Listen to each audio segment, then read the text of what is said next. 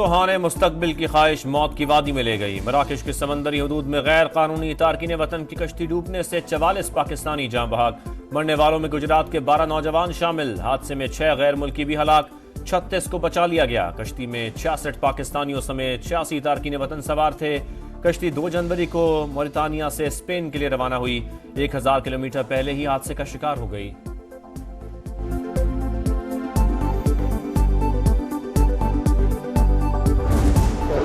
इंसानी स्मगलर्स ने तारकीन वतन को कत्ल करके समंदर में फेंका। हथौड़ों और चाकू से मारा गया। जिंदा बच जाने वाले नौजवानों के लर्जाखेज इंकशाफात, टेलीफोनिक गुफ्तगू में जुल्म की दास्तान सुना दी। गुजरात के 2 नौजवान सुफियान और आतिफ 4 माह पहले यूरोप के लिए रवाना हुए थे। अहले खाना गम से निढाल, लाशें वतन लाने की अपील। गुज़िश्ता माह भी यूनान कश्ती हादसे में 49 पाकिस्तानी जिंदगी की बाजी हार गए थे। 10 लाशें समंदर से निकाली गईं। 2 पाकिस्तानी हैं। हतमी तादाद का बताना कबल अज़ वक्त होगा। मराकश के हुकाम ने अब तक 35 बचने वालों के नाम शेयर किए। कुछ पाकिस्तानियों को कत्ल करने की भी इतलात हैं। मराकश में पाकिस्तान की कायम मकाम सफीर राबिया कसूरी के समात से गुफ्तगू। दफ्तर खारजा के मुताबिक कश्ती में सवार पाकिस्तानियों की मालूमात इकट्ठी कर रहे हैं। हादसे में बच जाने वाले अल-दाखिला के करीब कैंप में मौजूद हैं। क्राइसिस मैनेजमेंट यूनिट फाल, राबता नंबर्स जारी।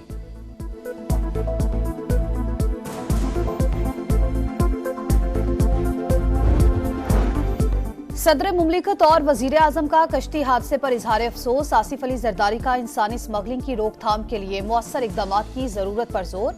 शहबाज शरीफ ने मुतालिका हुकाम से वाक़े की रिपोर्ट तलब कर ली। कहा, इंसानी स्मगलर्स के खिलाफ सख्त कार्रवाई होगी। किसी भी किस्म की कोई कोताही बर्दाश्त नहीं की जाएगी।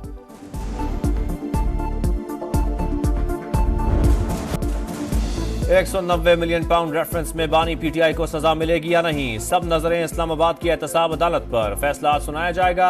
साबिक वजीर आजम और अहलिया पर बरतानिया की नेशनल क्राइम एजेंसी की जानिब से हुकूमत को भेजे गए 190 मिलियन पाउंड को कानूनी हैसियत देने के एवज निजी हाउसिंग सोसाइटी से अरबों रुपए और अल-कादिर ट्रस्ट के लिए सैकड़ों कनाल अराजी हासिल करने का इल्जाम।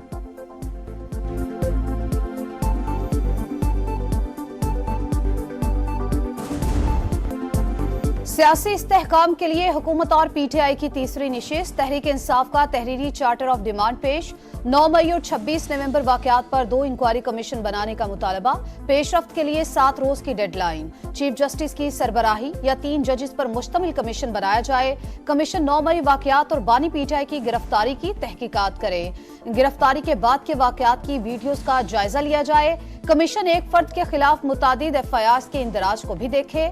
इंटरनेट की बंदिश और इससे हुए नुकसानात के जिम्मेदारों का तयन किया जाए। मुज़ाकरात का एलामिया जारी। बानी पीटीआई से अगले 5 रोज में मुलाकात कराने की यकीन दहानी। मुज़ाकरात दुरुस्त समत में जा रहे हैं। किसी को तशवीश नहीं होनी चाहिए। स्पीकर कौमी असम्बली अयाज सादिक पुरुमीद।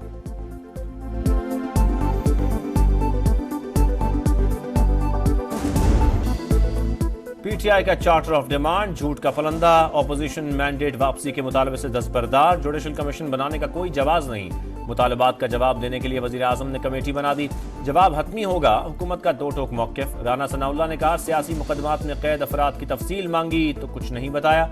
लापता अफराद की भी कोई फहरिस्त फराहम नहीं की गई। बानी की 9 मई केस में गिरफ्तारी पर जुडिशल रिव्यू हो चुका। ऑपोजिशन के पास इदारों के खिलाफ प्रोपेगेंडे के सिवा कुछ नहीं। इरफान सिद्दीकी ने कहा, पीटीआई के मुतालबात कम, हुकूमत के खिलाफ चार्जशीट ज्यादा है। 28 जनवरी तक तहरीरी जवाब देंगे। आजादाना मुलाकात घर में हो सकती है, जेल में नहीं।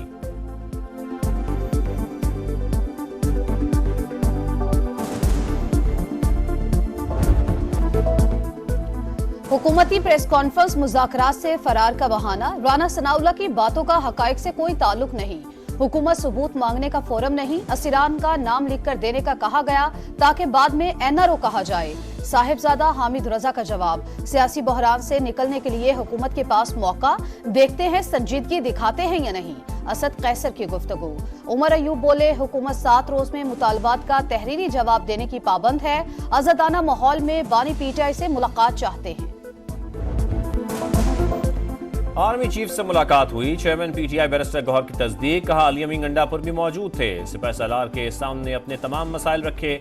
मुस्बत जवाब मिला। कुछ चीजें ना बताने के पाबंद हैं। मुल्की इस्तेहकाम के हवाले से तमाम उमूर पर बात हुई। उम्मीद है अब सूरत हाल बेहतर हो जाएगी। बानी पीटीआई की इजाजत से मुलाकात को ओपन किया। उनका कहना है बातचीत के लिए हमारे दरवाजे खुले हैं। वजीर आला खैबर पख्तूनख्वा का कहना है 1-on-1 मुलाकात की तफसीलात नहीं बता सकते। अदालतों से बानी पीटीआई की रिहाई चाहते हैं।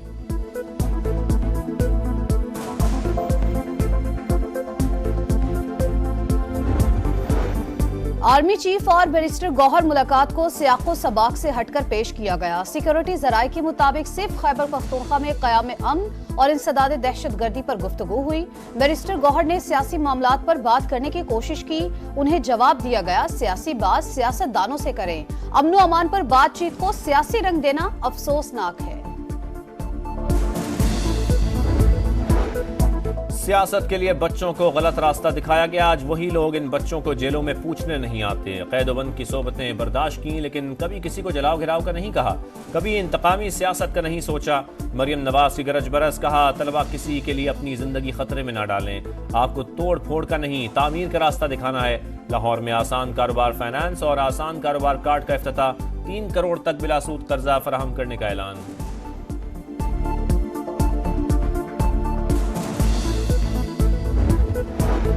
इस्लामाबाद हाईकोर्ट में 4 नए जज कौन होंगे? चीफ जस्टिस याह्या अफरीदी के जेर सदारत 16 रुकनी जुडिशल कमीशन का इजलास आज होगा।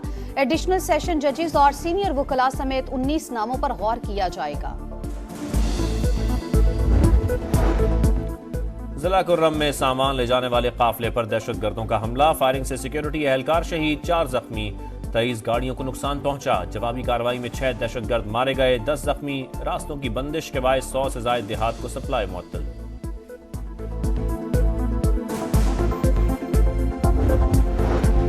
पंद्रह माह की दरिंदगी के बाद गजा में अमन की किरण रोशन। हमास और इसराइल के दरमियान जंगबंदी मुआहिदा तय, 19 जनवरी से नाफिजुल अमल होगा। कतरी वजीर आजम का बाज़ाब्ता ऐलान। पहले मरहले में 33 इसराइली और 50 फलस्तीनी कैदी रिहा होंगे। इसराइली वजीर आजम नेतन्याहू की हट धर्मी बरकरार। मुआहिदा तय पाने के बावजूद इसराइली काबीना में वोटिंग को रोक दिया। फिलाडेल्फिया राहदारी का कंट्रोल भी छोड़ने से इनकार। जंगबंदी मुआहदे से पहले इसराइल की गजा पर वहशियाना बमबारी, वस्ती और शिमाली इलाकों पर बारूद की बरसात, 24 घंटे में 82 शहादतें, तादाद 46,788 हो गई। फलस्तीनी अवाम की जंगबंदी मुआहदे पर फौरी अमल दरामद की अपील।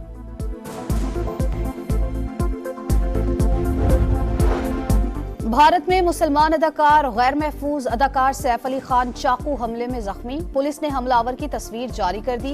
गार्ड समेत 4 अफराद जेर हिरासत। इससे पहले बॉलीवुड स्टार शाहरुख खान और सलमान खान को भी कत्ल की धमकियां मिल चुकी। असदुद्दीन अवैसी की अदाकार सैफ अली खान पर हमले की मजम्मत। 19 साल बाद वेस्टइंडीज पाकिस्तानी सरजमीन पर टेस्ट खेलने के लिए तैयार। सीरीज का पहला मैच आज से मुल्तान में शुरू होगा। फर्स्ट क्लास के triple century maker Mohammad Huraira debut करेंगे। प्लेइंग 11 में कामरान गुलाम भी शामिल। Khurram Shahzad Wahid fast bowler. शाहीनों का फोटो सेशन।